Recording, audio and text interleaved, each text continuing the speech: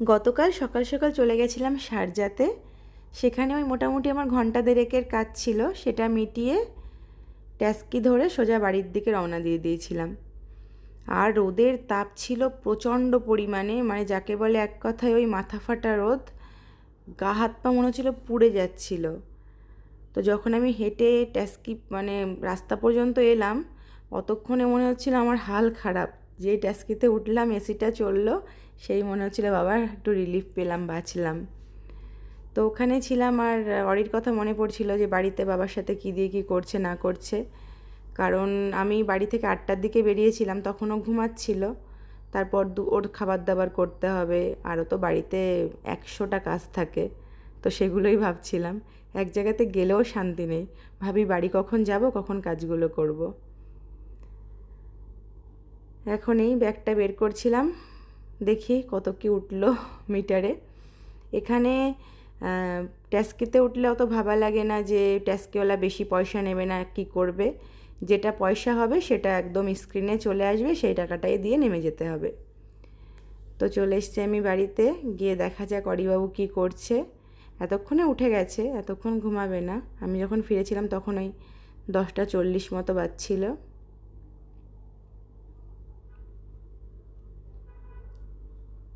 আর এই গরমকালটা যে কবে যাবে তা বলার মতো না। দেশেও যাকে ফোন করি সেই বলে এত গরম, এত রোদের তাপ, এত গরম, এত রোদের তাপ।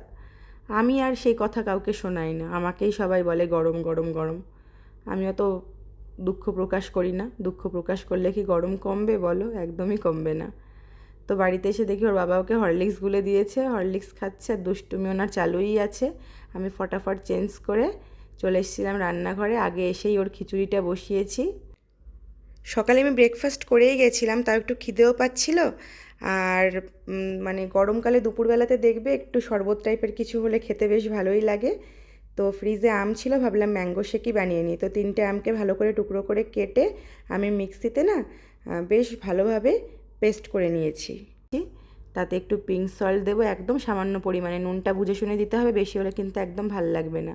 আর আমটা মিষ্টি ছিল, তা আমি একটু যেহেতু দুধ অ্যাড করব, তা হালকা একটু জ্যাগেরি পাউডারও দিলাম ওতে। এবার আমি দুধটা অ্যাড করব। আর আমের সাথে দুধ একসাথে দিয়ে দিলে কি হয়, তাহলে আমগুলো গোটা গোটা থাকে, পুরোপুরি কিন্তু মানে ভালো করে মেল্ট হয় না।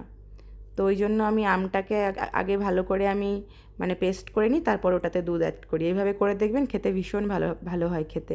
আর আজকে যখন এটা বানাচ্ছিলাম, বারবার আমার আদির কথা মনে পড়ছিল। আমার আদি এই ম্যাঙ্গো শেক ভীষণ ভালোবাসে খেতে। মানে ওকে 1 গ্লাস দিলে হয় না, যখন আমি বানাতাম বলতো মা আমাকে 2 গ্লাস দেবে। ও যখন স্কুল থেকে যেদিন এসে দেখতো মা ম্যাঙ্গো শেক বানিয়েছে, ও এত খুশি হয়ে যেত তা বলার মতো না। তা চলো, ছেলেটা তো সামার ভ্যাকেশনে বাড়িতে আসবে, তখন ওকেও বানিয়ে খাওয়াবো। একদম রেডি আমার পারফেক্ট ম্যাঙ্গো শেক। ওর বাবাকে আর অরিকে দিয়ে আসি, তারপর আমিও খাবো। আর এবার এটা খেয়ে জোর কদমে রান্নাবান্না সব কিছু শুরু করতে হবে। সবাই ভালো থেকো, তোমাদের সাথে দেখা হবে পরবর্তী কোনো ভিডিওতে। Bye bye.